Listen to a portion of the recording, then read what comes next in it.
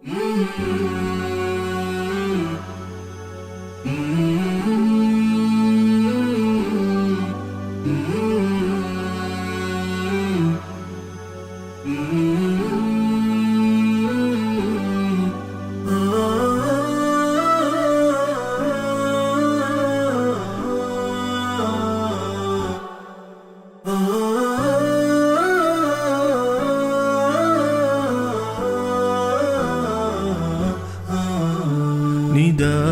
الحق صوت قد شجاني وبلغني الحقيقة والأماني وكان لي السبيل إلى المعالي ونورا للهداية والبيان.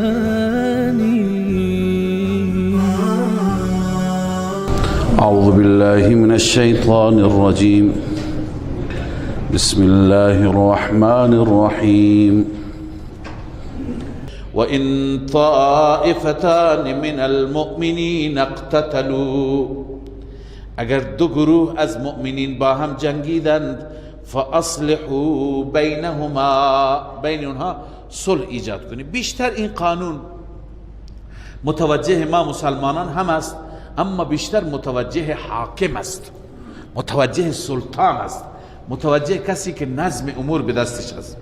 وظیفه حاکم اینه که اگر دو گروه از مسلمان ها با هم جنگیدند، با هم اختلاف داشتند، اینها را کنار هم قرار بده، بین اینها داوری بکنه، بین اینها قضاوت بکنه. مشکل شما چیه؟ اگر کسی به ناحق کشته شده، خب قصاص اون گرفته بشه. اگر زمین کسی تصاحب شده، قنات کسی یا باغ کسی خراب شده، به هر حال حق مظلوم را بگیره، بین اینها صلح ایجاد کنه، نگذاره که بغض و عداوت بیشتر بشه. نه اینکه حاکمان، خیلی از حاکمان هستن به خاطر منافع و مصالح خودشون بیشتر جنگ ها را تشویق میکنن تا مردم با هم اختلاف داشته باشن، اینها بتونند یک نفس راحتی بکشن و حکومت بکنند. لذا خیلی جا هستن میبینی که اختلافاتش بین شهرها، اختلافات زبانها، اختلافات اقوام، اختلافات روی چیزها، بسیاری از افراد هم هستن که این اختلافات را تحریک میکنن. لذا وظیفه حکومت ها، وظیفه حاکمان اینه که بین مردم صلح ایجاد بکنند و هر دو را به عدل و به قسط و به برابری و به انصاف دعوت کنند. اگر یکی از اینها تمرد کرد، بغاوت کرد، گفت که من نمی کنم، لذا وظیفه حاکم است با اون دیگری همراه بشه، با اونی که مظلوم است و آماده است طبق دستور خدا و قانون خدا صلح بکنن، با او همراه بشه و بر اون دیگری فشار بیارن، با او بجنگن تا اینکه اون تسلیم بشه به قانون خدا. لذا این وظیفه هست که حاکم بکند. بقیه رعیت هم همین نقش را داشته باشند، یعنی بقیه رعیت سعی کنن اینها را با هم آشتی بدن، دخالت بکنن و وقتی که دیدن یکی ظالم و یکی مظلوم، از مظلوم حمایت بکنن و در کنار مظلوم قرار بگیرن تا ظالم نتواند زورگویی بکنن. لذا الله می فرماید و ان طائفتان من المؤمنین اقتتلوا، اگر دو طائفه، دو گروه از مؤمنین با هم جنگیدن، فاصلحوا بینهما، شما بینشان صلح ایجاد بکنید. فان بغت احداهما علی الاخرى، اگر تعدی کرد، بغاوت کرد یکی از آن دو بر دیگری، فقاتلوا التي تبغي حتى تفیء الى امر الله، شما بجنگید با اونی که تعدی میکند، باغیگری میکند، حتی که رجوع کند به امر الله. امر الله چیه؟ حل کردن مسئله طبق دستور خدا، طبق قسط و انصاف. فان فاءت فاصلحوا بینهما بالعدل واقسطوا، اگر اون یکی رجوع کرد، اگر اون یکی برگشت، اون طایفه باغیه، پس شما صلح ایجاد کنید بین آنان به عدل. به عدل یعنی طبق توافق حدود شرعیه. و اقسطوا، اقسطو از قسط است، به معنی عدالت کنید. یعنی چه؟ یعنی اغراض نفسانی خودتون را دخیل نکنید. بالعدل میگه یعنی حدود الهی را و دستور الهی را دخیل بدانید، و اقسطو یعنی اغراض نفسانی خودتون را دخیل ندانید. امکان داره از این دو طایفه ما با یکی نسبتی داشته باشیم، با یکی نزدیکتر باشیم، لذا اونی که ما باش نزدیکتر باشیم شاید تمایل شخصی ما ایجاب کند که اون را ما حاکم بدانیم. لذا الله می فرماید که شما نسبت به او هیچ نوع غرض شخصی اعمال نکنید. ان الله يحب المقسطین، الله عزوجل دوست دارد انصاف کنندگان را، عادلان را. انما المؤمنون اخوه، این دلیل اصلاح است. چرا بین اینها صلح ایجاد کنید؟ انما المؤمنون اخوه، جزی نیست که مؤمنان با هم دیگر برادر هستند. فاصلحوا بین اخویکم، پس شما صلح کنید، صلح ایجاد کنید بین برادرانتان تا که چی؟ قوت اخوت باقی بماند. واتقوا الله، این از کنم خدمت شما نسخه همه امور هست، اصلاح همه امور. تقوا اگر داشتید، نتیجه تقوا، ثمره تقوا، لعلکم ترحمون، حتما شما مورد رحم الهی واقع می شوید.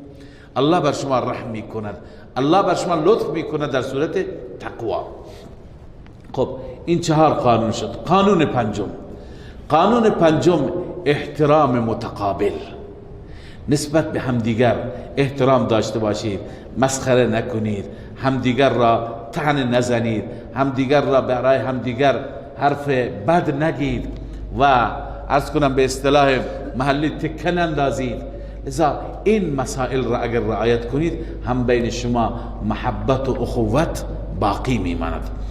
الله می فرماید یا ایها الذین آمنوا لا یسخر قوم من قوم، ای مؤمنان مسخره نکند قومی از شما قوم دیگر را، مردان دیگر را مسخره نکنند، زنان دیگر را مسخره نکنند. قوم شامل مرد و زن میشه، اما بعدا خداوند زن را به صورت جداگانه ذکر کرده که یکی از دلایل شاید همین است که این مریضی در میان خواهران بیشتر است، در میان زنان بیشتر است. مریضی تمسخر، استهزاء، همدیگر را به باد سخریه گرفتن، برای همدیگر احترام نگذاشتن. لذا الله می فرماید لا یسخر قوم من قوم، هیچ قوم دیگر را، هیچ گروه دیگر را مسخره نکند. عسى ان یکونوا خیرا منهم، این امید هست شاید ان یکونوا، این که باشند عند الله بنسبت پیش خدا مسخره شوندگان، خیرا منهم بهتر از مسخره کنندگان. اونایی که مسخره شدند از اونایی که مسخره کردند چی باشند؟ بهتر باشند. ولا نساء من نساء، و همچنین مسخره نکنند زنان دیگر را. عسى ان یکن خیرا منهن، این امید است، این توقع است، شاید این طور باشد که باشند مسخره شوندگان بهتر از مسخره کنندگان. پس یکی از کبائر، ببینید هر چیزی که قرآن من می کند، یکی از تعریف های گناهان کبیره نوشته، گناه کبیره همونی که در قرآن از اون معنی آمده، صراحتا آمده که نکنید. خب یکی از کبائر اینه که کسانی دیگر را به باد مسخره بگیرند، به عیبی که تو اونها هست، به اون عیب اونها را چی بکنند؟ متهم بکنند. خب ولا تلمزوا انفسکم، لمز میگویند عیب جویی، یا از کنم که بر دیگران، بر همدیگه طعنه زدن. ولا تلمزوا انفسکم، خودتون را طعنه نزنید، عیب همدیگر را بیان نکنید. ببینید کیه که خودش را طعنه بزنه؟ من مثلا چینینم، من چنم، نه. ولا تلمزوا انفسکم، انفس خودتون را نزنید به این معنی است که برادرانتون را نزنید. خب برادران مگه انفسم بله، شما مؤمنین مثل یک جان هستید، او را طعنه زدی گویا خودت را طعنه زدی، او را بد گفتی گویا خودت را بد گفتی، چون که شما در واقع یک پیکر هستید، یک جان هستید. پس همدیگر را که شما مثلا رفیقت را طعنه زدی گویا خودت را طعنه زدی، عیب او عیب تو هست، نقص او نقص تو هست، ضعف او ضعف تو هست.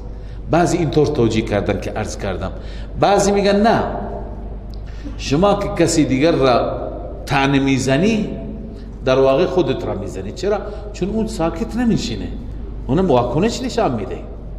شما بلا نسبت بگید به کسی احمق، اونم میگه احمق، شما چیزی دیگه بگید اونم میگه، پس در واقع تو به خودت گفتی، چون شروع کردی خودت هم خوردی. پس از این جهت گفته مثل ولا تقتلوا انفسکم هست، در لا تقتلوا انفسکم همین دو توجیه را مفسران گفتن. خودتون را نکشید، کی خودش را میکشه؟ تو که برادرت را کشتی گویا خودت را کشتی، یا اینکه نه اون که کشتی خب فردا منتظر باش که انتقام از تو میگیرن دیگه، تو در واقع عامل کشتن خودت شدی، پس عامل فحش و بدگویی خودت شدی، خودت شروع کردی، لذا چرا ناراحتی؟ علامه آلوسی نوشته ولا یعب بعضکم بعضا لا تلمزوا انفسکم، یعنی لا یعب بعضکم بعضا، بعضی به بعضی دیگه عیب نندازید، تکه نندازید. او اشارت الى ان المؤمنین كنفس واحده، اشاره به این است که مؤمنین مثل یک نفس واحده هستند. فمتا عاب المؤمن المؤمنه، هر زمان که یک مؤمن دیگر را عیب بزند فکأنه عاب نفسه، گویا خودش را چی کرد؟ عیب زد. سوم ولا تنابزوا بالالقاب، برای همدیگر لقب نیندازید، لقب سوء، لقب بد. النبذ چی هست؟ و النبذ لقب السوء. لقب ارز کنم چه نبذ لقب سوء انداختن، همون که بنده ارز کردم تکه انداختن. و التلقیب المنهی عنه، اون لقبی که از اون من آمده. هو ما يتداخل المدعو به کراهتا، این اونی هست که مدعو به، اون کسی را که شما به اون لقب صدا میزنید اون نمیپسنده، اون از این ناپسند، این ناپسند میداره. لکونه تقصیرا به، به خاطر اینکه مثلا از این لقب کمی او بیان میشه. و عرض کنم که اما ما یحبه فلا بأس به، بعضی هستن بعضی لقب ها هم لقب های خوبی نیستند ولی مردم به اونها را صدا میزنند، اشکال نداره، میگه پروا نداره، خودش پروا نداره، اشکال نداره. مثلا به عنوان مثال ابو هریره چون که رسول الله صلی الله علیه وسلم فرمودند صاحب گربه کوچک هریر، عرض کنم که همون تصغیر هر است، هرتون هست، هریرتون، گربه کوچکی یا همراهش بود یا در کنارش بود. بعد از اون همه میگفتن ابو هریره، چون رسول الله گفته بود برایش افتخار بود. یا سیدنا علی کرم الله وجه یک روزی خوابیده بود، سرش به خاک بود، روی خاکها خوابیده بود. آن حضرت فرمود قم یا ابا تراب. ابا تراب یعنی کسی که خاکالود هستی، با خاکی. لذا بعد از اون ابو تراب به عنوان یکی از افتخارات، چون رسول الله گفته. حالا این لقب شاید لقب خوبی نباشه ولی به یک مناسبت دیگری برای خودش افتخار میدانند. بسیاری از علما هستند که اونها را اعرج میگویند، اعرج یا اخفش، اینا هیچ پروا نداشتن. اعرج معنیش لنگ، یک پا، یا مثلا کسی که چشمش کج شده. لذا اینها هر کسی که یا اصغر، به حضرت عمر رضی الله تعالی عنه میگفتن به معنی کچل، کسی که مو داشته نباشد. خب کسی که پروایی نداره خب اون بگه اشکال نداره، اما کسی که نمیپسندد، کسی موی سر نداره بهش کچل بگید، تاس بگید، نمیپسند، ناراحت میشه، خب این درست نیست. پس همون جایی که اون ناراحت میشه اون درست نیست. بعد خدای عزوجل میفرما بئس الاسم الفسوق بعد الایمان، بسیار بد است، بئس فعل ذم است، بد است اون نام فسق و نام گناه بعد از ایمان، نام گناه بعد از ایمان. خب ببینید چند چیز هستن اینجا. یکی این که بعضی عیوب در میان مردم هست، بعضی دیگه اینه که بعضی از عیوب در میان مردم بود الان نیست. بالخصوص عیبی که در زمان کفر بود الان نیست. بعد الایمان معنیش اینه در اون زمان، مثلا به عنوان مثال عرض می کنم، در اون زمان شرابی بود، در اون زمان عرض کنم که فلان کار گناه را انجام میداد، کارش فلان بود. الان که توبه کرده، الان به اون نام ذکرش بکنی، این خیلی بد است. بئس الفسوق بعد الایمان، نام اسم الفسوق، نامی که در اون نام گناه هست. مثلا یک آقا هست، شما بهش میگی شیره‌ای، تریاکی، معتاد. خب این الان آمده توبه کرده، الان هست نمازی، صف اول. شما به همون عیبی که در زمان جاهلیتش بود به اون نام شما صداش میکنید، این میشه بئس الفسوق بعد الایمان. و در روایت ها می آید که کسی یک مسلمانی را به یک عیبی صدا بزند که اون مسلمان به اون عیب حتی گرفتار بوده. مثلا کسی علیاذ بالله زنا می کرده، بهش میگه زانی، اون توبه کرده. خدای عزوجل این عیب زننده را نمی کشد، از این دنیا نمی برد تا زمانی که به همون عیب گرفتارش نکند.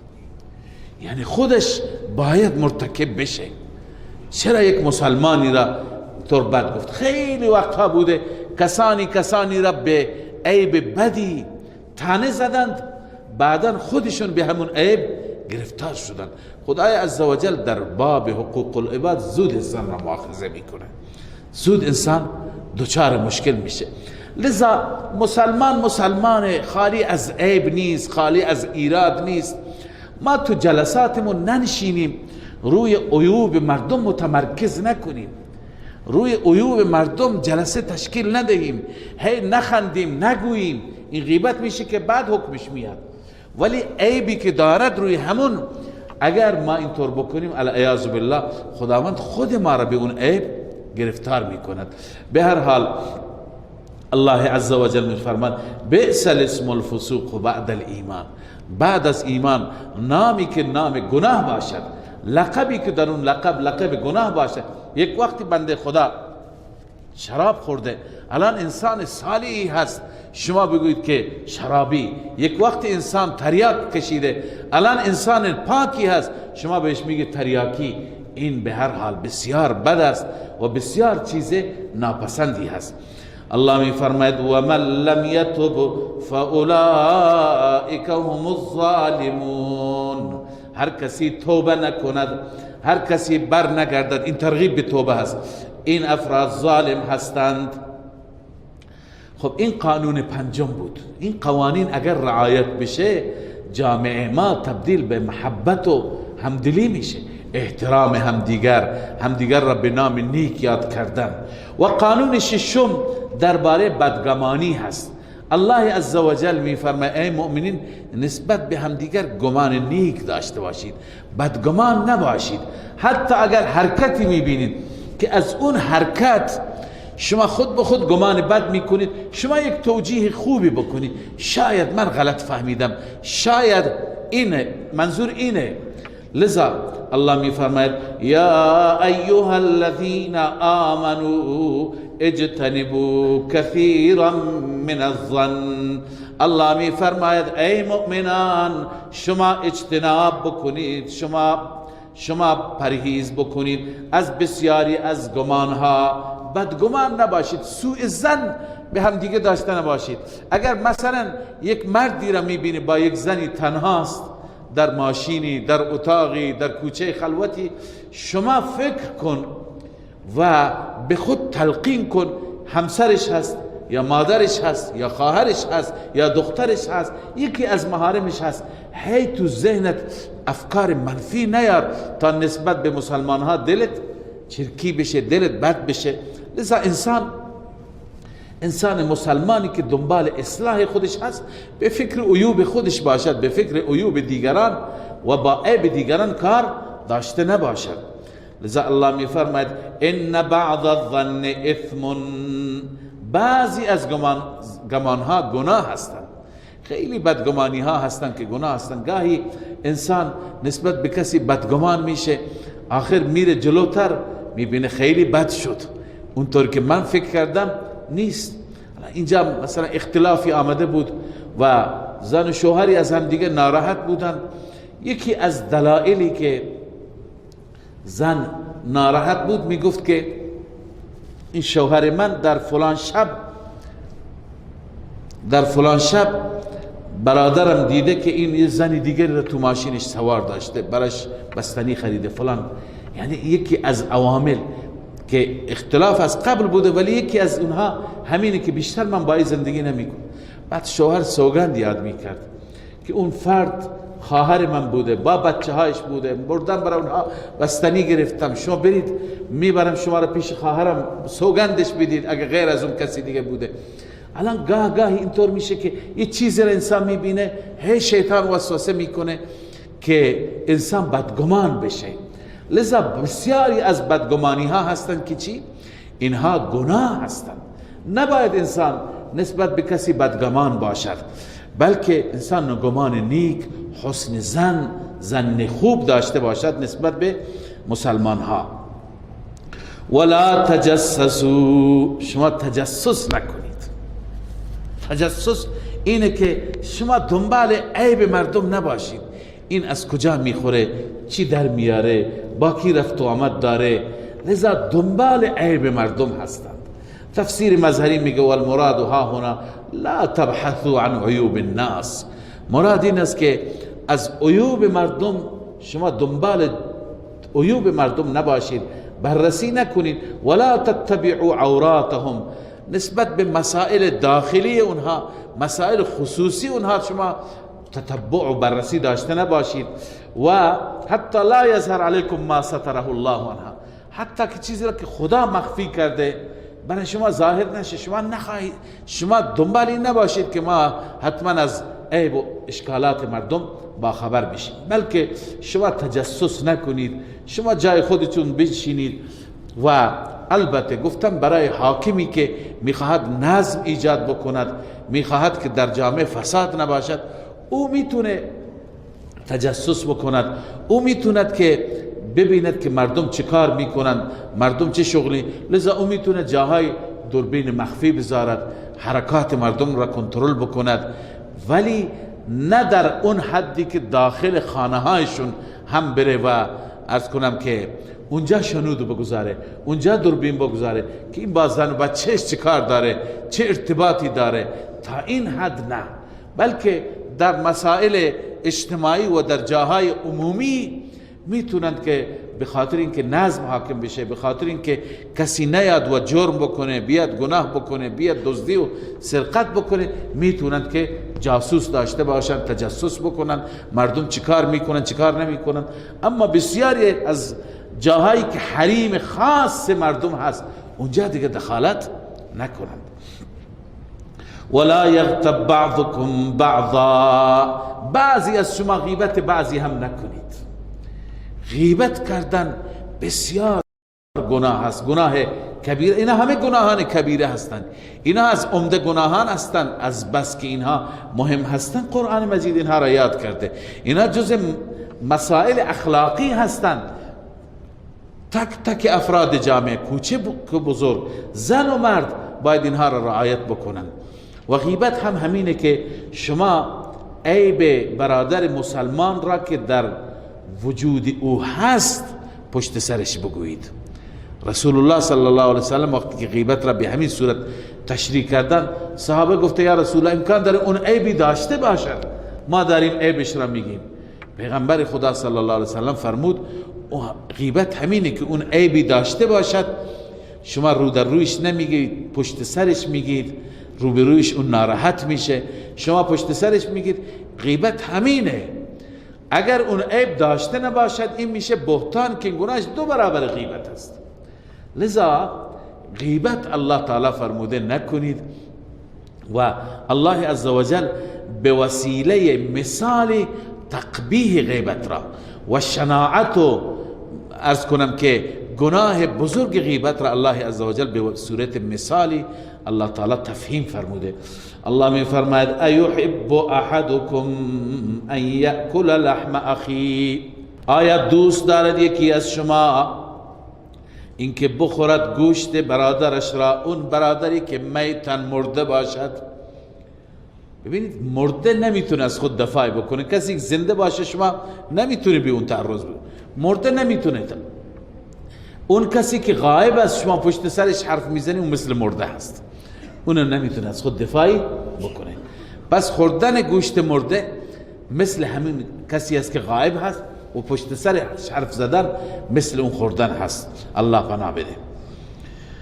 فکرهتمو، طبعا شما اون را اکراه میدانید، طبعا ناپسند میدانید، لذا شما از اون دوری کنید. واتقوا الله، الله می فرماید شما از الله بترسی. این نسخه عمل است. اگر تقوا باشد نه غیبت میکنی، نه سوء ظن داری، نه تجسس میکنی، نه عرض کنم مسخره میکنی، نه تکه مندازی، هیچی نمیکنی. پس تقوا را پیدا کن، دنبال تقوا باش و ترغیب میده الله عزوجل به سوی توبه. ان الله تواب رحیم، بدون شک الله عزوجل توبه پذیر است و مهربان است. اگر شما به سوی الله مراجعه کنید، برگردید، الله عزوجل توبه های شما را میپذیرد. این قانون ششم بود که در این سوره مبارکه برای نظم و نسق امور مردم لازم هستند که تک تک مردم اینها را رعایت کنند. و هفتم، در قانون هفتم الله عزوجل این مطلب را بیان می‌فرماید که شما از همدیگر خودتون را برتر ندونید، بالاتر ندونید. برتری و بالاتری را خدا میدوند، با تقوا است. تقوا یه چیز قلبی و پوشیده است که فقط الله میداند، ما نمیدونیم. لذا الله میفرماید یا ایها الناس انا خلقناکم من ذکر و انثی، ای مردم ما آفریدیم شما را از مرد و زن، از پدر و مادر، همه تون مثل هم پیدا شدید. و جعلناکم شعوبا و قبائل، و شما را تقسیم به شعوب کردیم. شعوب جمع شعبه هست، قبائل جمع قبیله هست. شعوب میگویند قبائل بزرگتر را که تقسیم میشه به چندین قبیله، لذا قبیله تحت عنوان چی میاد؟ شعوب میاد. لذا شما از اقوام مختلف، قبائل مختلف، دستهای مختلف هستید. به خاطر چی؟ لتعارفوا. حکمت این عرض کنم که اختلافی که شما دارید در قوم، در فامیل، به خاطر بهتری و غیر بهتری نیست، به خاطر شناخت است، به خاطر معرفت است. الان هر انسانی را بخوای پیدا بکنی از فلان طایفه، از فلان گروه، عرب، عجم، کرد، بلوچ، فارس، لور، بعد از اونجا باز دیگه تیره ها و قوم هایی دارن، بعد اون تیره ها تحت خودشون دیگه تیره هایی دارن. بالاخره میتونی پیداش بکنی، بشناسی و نسبت به او شناخت. پس این تقسیم بندی و دستبندی که الله بیان فرموده، این به خاطر فضیلت ما بر هم دیگه نیست. ملاک فضیلت اینها نیستن. چرا؟ انسان ها با هم دیگه متفاوتن، یکی فضیلت داره، یکی دیگه افضل تره، اما اینها ملاک نیستن. قومیت، قبیله، شعبه، بلکه ان اکرمکم عند الله اتقاکم، همان اکرم شما و با فضیلت ترین شما، بهترین شما نزد الله با تقوا ترین شماست. اونی که تقوا، خدا ترسیش و اخلاص در قلب اون بیشتر باشد. ان الله علیم خبیر. اینجا الله تعالی بیان فرموده که تقوا را هم من میدونم، کسی دیگه می نمیدونه. الله خوب علیم هست، خوب علم دارد، خبیر است و کاملا خبر دارد، یعنی هم ظاهر شما را و هم باطن شما را الله عزوجل میداند. پس این قانون هفتم بود که خدمت شما عرض کردم. 7 تا ضابطه، 7 تا قاعده و 7 تا قانون برای ما الله عزوجل در این سوره بیان فرموده. بعد از فتح، که بعد از سوره فتح آمد، بعد از فتح برای تدبیر المنزل و برای السیاست المدنیه، برای اینکه یک زندگی منظمی داشته باشیم، زندگی که روی اصول باشد، لذا اینها را باید ما رعایت کنیم. بخش دوم سوره هست.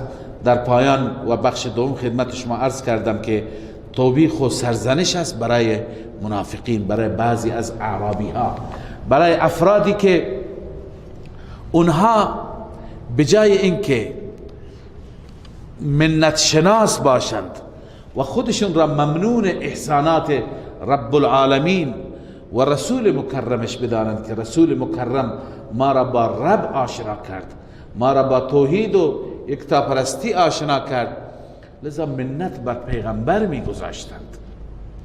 میگویند این در رابطه با، گرچه مورد خاصی باشه، ولی قبلا خدمت شما عرض کردم هیچ وقت آیه را منحصر به مورد نده. این یکی از مواردش است، این یکی از مصادیقش است. میگویند که در رابطه با طایفه بود به نام بنو اسد ابن خزیمه. این بنو اسد ابن خزیمه در سالی که قحط بود، متأثر از قحط شدن، از اطراف آمدن به مدینه طیبه خدمت رسول اکرم صلی الله علیه وسلم و اسلام را قبول کردند.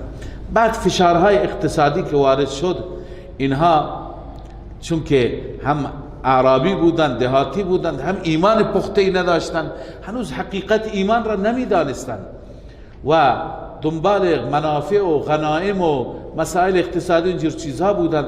وقتی که میسر نشد، اینها منت گذاشتن، خدمت پیغمبر آمدن گفتن ببین همه قبایل با شما جنگ کردند، قریش با شما جنگ کرد، بقیه جنگیدن، ما تنها قومی هستیم که نجنگیدیم، بدون جنگ آمدیم مسلمان شدیم، ولی هیچ نفعی از شما عاید ما نمیشه. الله می فرماید در جواب و پاسخ اینها، قالت الاعراب آمنا. عربی ها میگویند، بعضی از عربی ها، ما ایمان آوردیم. قل لم تؤمنوا ولكن قولوا اسلمنا.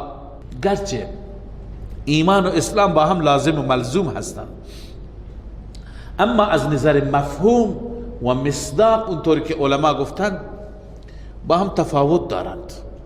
اون اینه که اسلام نام، عرض کنم که عمل ظاهر است با جوارح.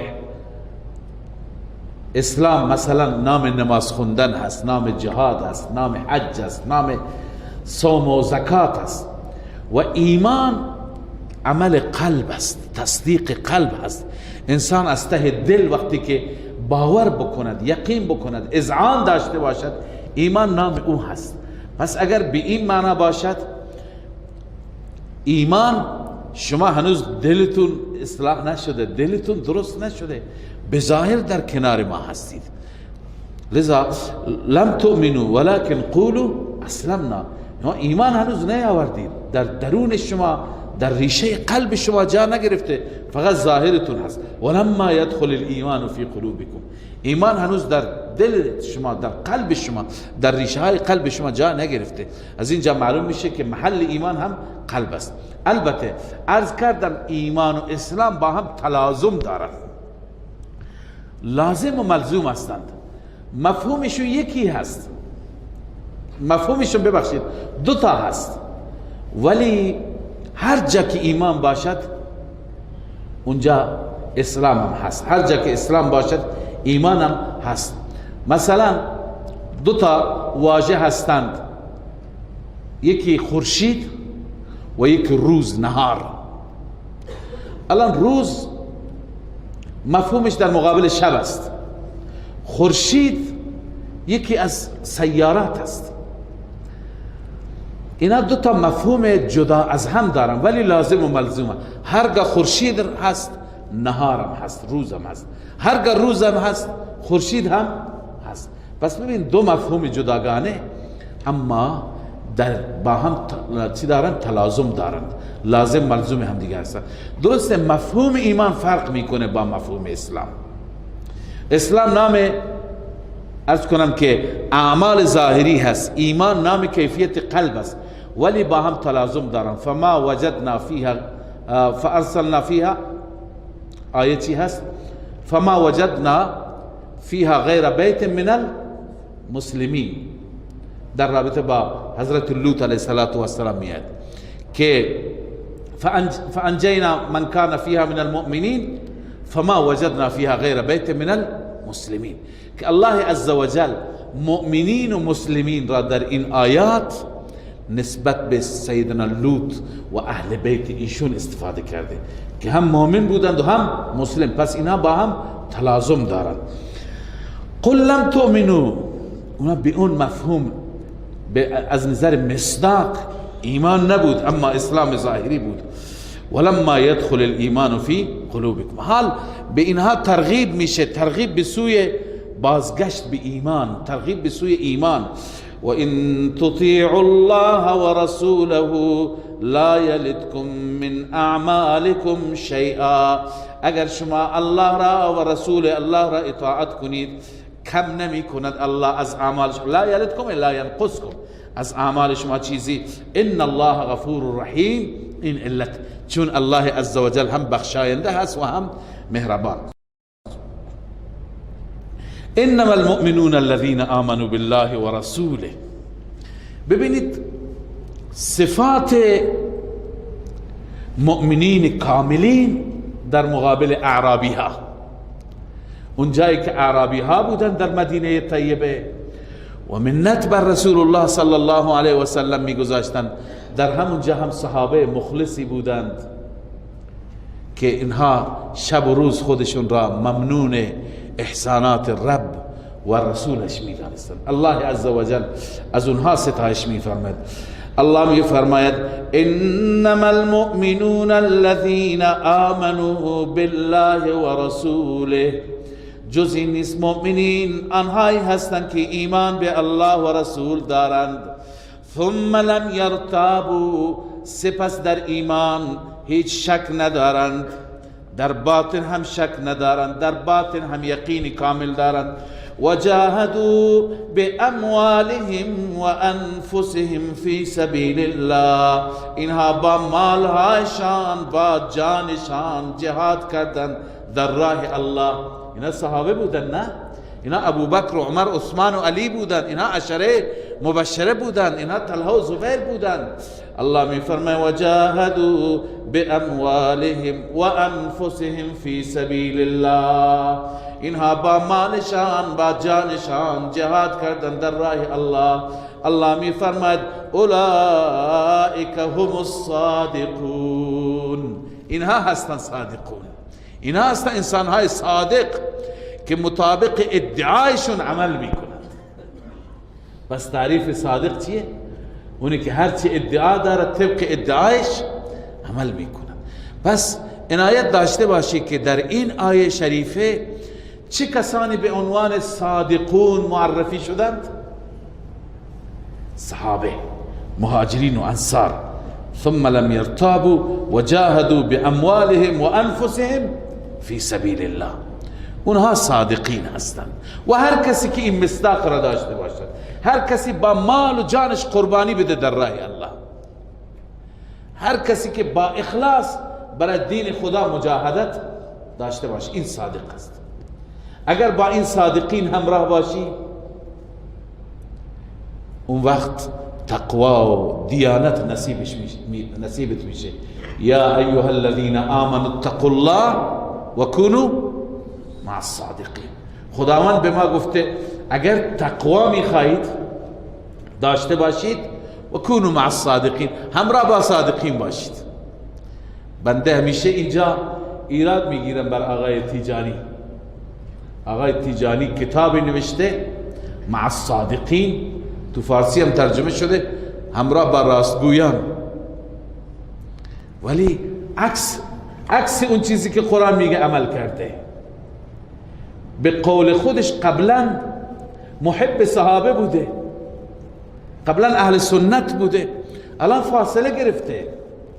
پس الان مع الصادقین نیستی، الان از صادقین فاصله گرفتی، دور شدی.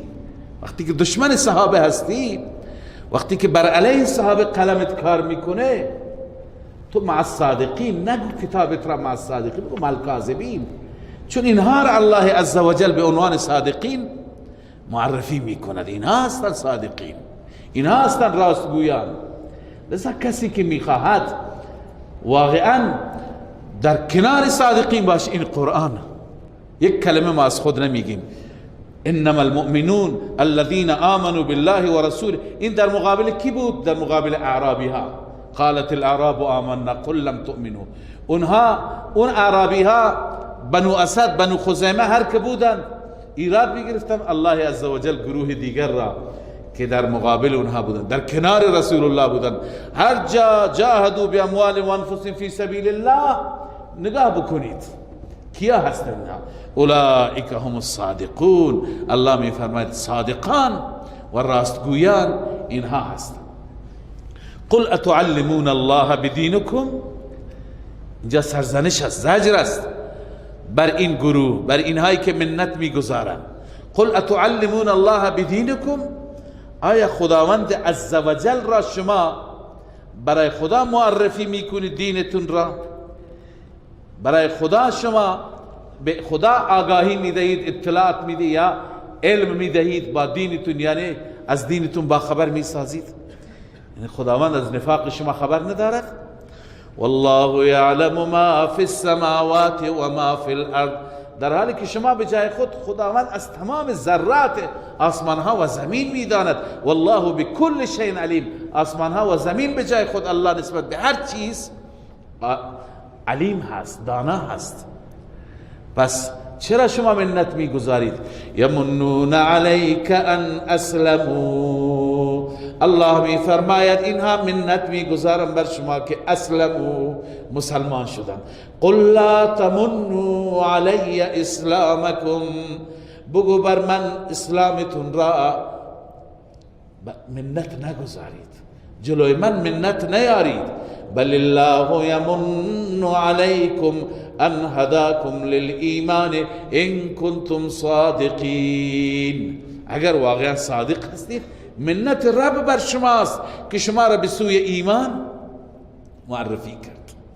لذا نه منت شما بر خدا، لذا منت منه که خدمت سلطان همی کنی، منت منه که خدمت سلطان همی کنی. منت شناس از او که به خدمت گماشتد. تو منت شناس رب باش که تو را هدایت کرد، تو را به عنوان عبد قبول کرد، تو را ایمان داد، تو را راه را نشان داد. لذا حق منت نداری. ان الله یعلم غیب السماوات والارض. این در آخرین آیه هم بحث توحید هست علی سبیل الترقی. قبلا خواندیم والله یعلم ما فی السماوات و ما فی الارض والله بكل شیء علیم.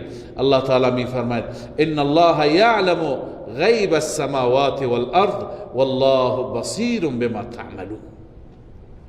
خداوند میداند غیب آسمان ها و زمین، تمام مغیبات، تمام مخفیات را، تمام پوشیده ها را در آسمان ها و زمین الله عزوجل میداند. چه برسد نسبت به شما که ادعای تو خالی می کنید.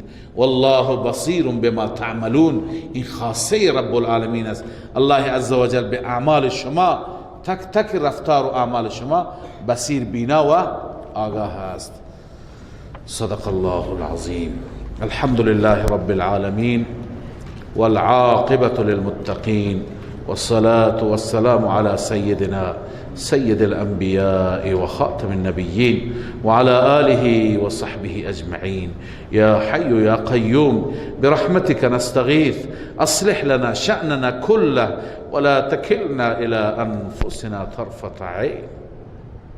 اللهم إنا نسألك البر والتقوى، اللهم إنا نسألك البر والتقوى ومن العمل ما ترضى. پروردگارا اله العالمین، این سوره مبارکه که خوانده شد و این سوره، در این سوره دستوراتی برای اصلاح ما، برای اصلاح ظاهر و باطن ما بود. پروردگارا ما را با این اوصاف زیبا آراسته بفرما، به ما توفیق عمل نصیب بفرما، به ما توفیق عمل به قرآن نصیب بفرما، فهم این کلام زیبا و توفیق عمل به این کلام زیبا عنایت بفرما. اله العالمین، مشکلات دنیا و آخرت ما را حل بفرما، دنیا و آخرت ما را اصلاح بفرما، به همه ما دین کامل، ایمان کامل، دنیا صالح، رزق حلال، عقیده صحیح بدون افراط و تفرید، اون چی که مورد رضای تو هست پروردگارا به همه ما عنایت بفرما. پروردگارا ما را از گناه، از معاصی، از آنچه که تو را می رنجاند، از بدعات، از خرافات محفوظ بدار، حفاظت بفرما. اله العالمین ربا، مشکلات ما را حل بفرما، مشکلات همه مسلمین را حل بفرما، مشکلات مظلومین را حل بفرما، دست ظالمین را کوتاه بفرما. پروردگارا موانع را از سر راه مسلمانان، موانع را از سر راه مجاهدان در راه خدا بردار، موانع را از سر راه دعوتگران بردار. پروردگارا ربا، این دین مبین را، این دین میانه را رونق و ترقی بیشتر عنایت بفرما و ما را برای دین خودت کار بگیر، ما را قبول بفرما برای خدمت دینت. اله العالمین، دنیا و آخرت ما را اصلاح بفرما، مشکلات فردی و شخصی ما را حل بفرما. گذشتگان را، پدران و مادران ما که رفتن، غریق رحمت بفرما و اونهایی که حیات دارند عمر با برکت عنایت بفرما. مریضان را مولا عافیت عنایت بفرما، وسیله آزادی زندانیان فراهم بفرما. همه ما را از فتنه ها محفوظ بدار. پروردگار، از فتنه های زمان ما را در پناه خودت حفظ بفرما. ربنا تقبل منا انك انت السميع العليم وتب علينا انك انت التواب الرحيم. آمين برحمتك.